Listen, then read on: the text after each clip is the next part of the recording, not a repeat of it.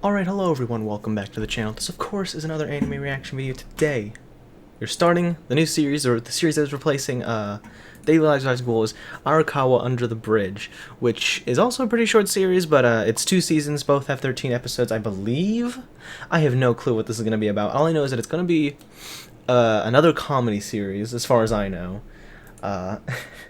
It's got an interesting title. It makes me think that one of the characters comes from under a bridge. Is there a character named Arakawa that lives underneath a bridge or something, and they end up meeting with like the main protagonist, and they just like gotta hang out or whatever?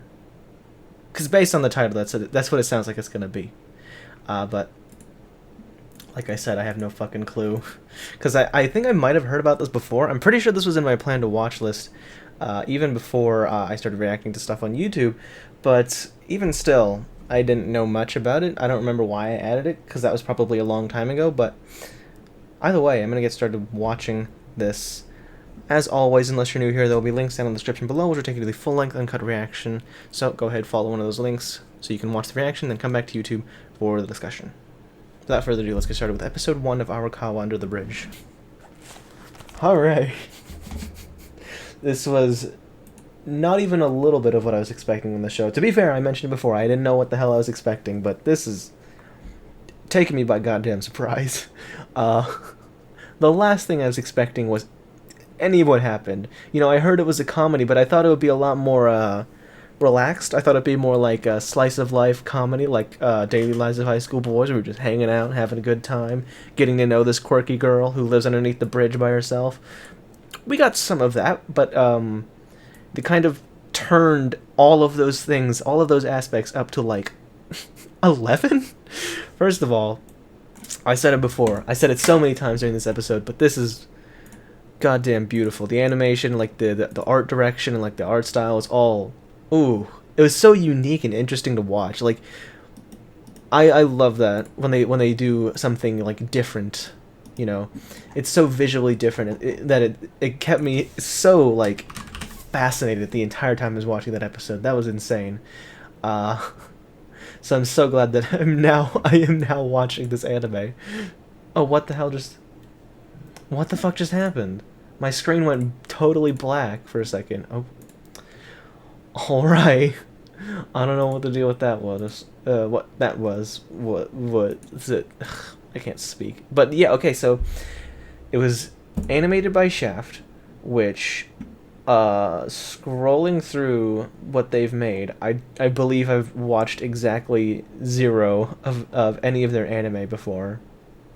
Yeah, it's literally only right now. This is my first Shaft anime, you know.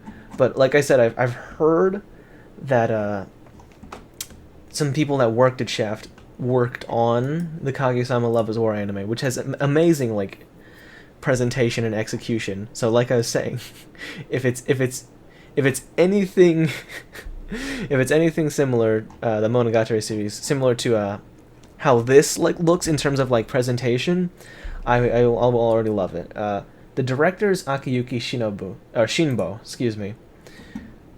Oh.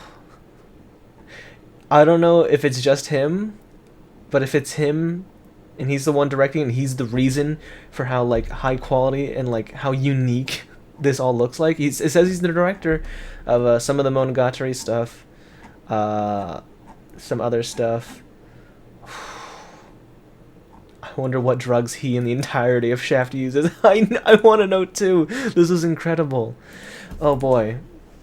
Oh, and it was also just generally really funny because I had those expectations of it being like a quirky comedy about this like weird girl, but again, like they said, they took that and they cranked it up, and they took it to an extreme that it's kind of indescribable.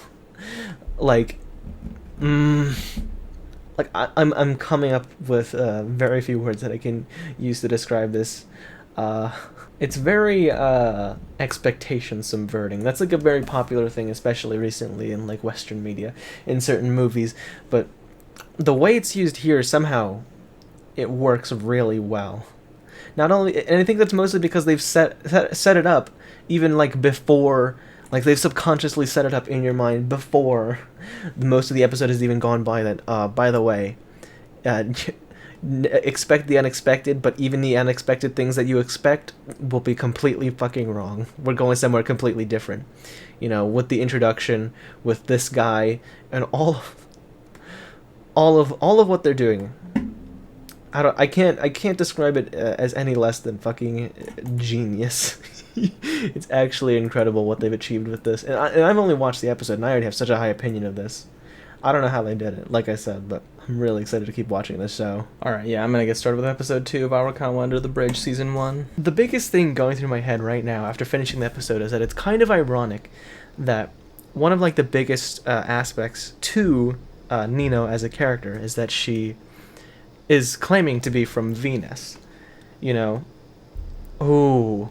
You know what is something I just might have realized is that she's making it all up. And she's in a similar situation where she didn't have the best childhood being brought up, like what Recruit had going on, and so she escaped to there. But anyway, what I was trying to say is that the whole thing regarding her, Nino as a character, is that she's claiming to be from Venus, right? And that she's an alien. But really, in this community that they have together, that Recruit is the real alien because he's in this new group of people that he knows nothing about. He doesn't know about their customs. He doesn't know any of their names, and he ends up pissing them off a lot because of like culture shock almost. You know what I mean? There was when he didn't understand what was going on with the bath situation. You know, there was where he didn't understand this guy who lives his entire life in the middle of like a child's game where you can't walk off the white line. You know, the festival where he didn't accept his new name and proclaim that he was the lover of Nino, and everyone got mad at him. And then especially culture shock at mass with Sister, who's voiced by Dio. And I need to go look up their voice actors specifically. I have a hard time remembering a lot of like voice actors I like, even though I do like them. Sometimes it can be hard to remember. Obviously, I remember voice actors like Keiji Fujiwara and Mamoru Miyano, but some of them are just hard to remember.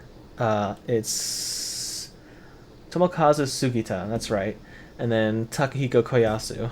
Those are the two voices that I picked up on over these course of these 2 episodes that I love their voices.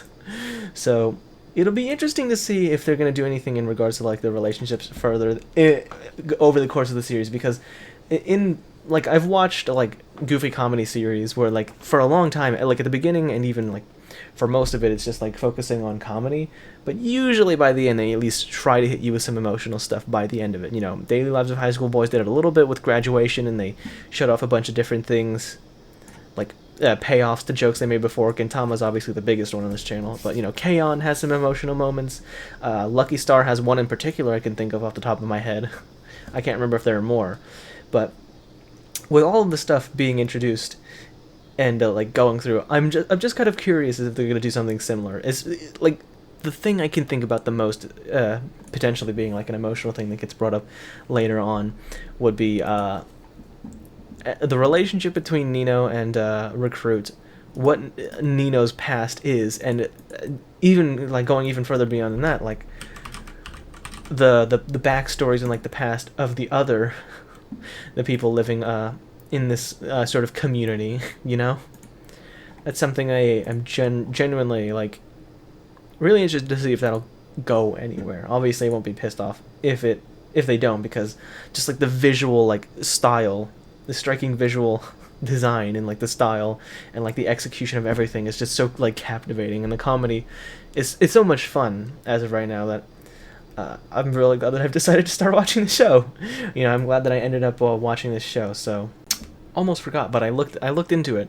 The openings for this anime, Arakawa Under the Bridge, and for Azumanga Daioh, not the same band. I don't know why, but they just sound really similar to me for some reason. But really excited to get more. But that's pretty much all I had to say about this episode. So, if you watched all the way to the end, thank you very much for watching. If you enjoyed this video, make sure to hit that like button and subscribe so you don't miss a single upload in the future. Thank you once again for watching. Peace.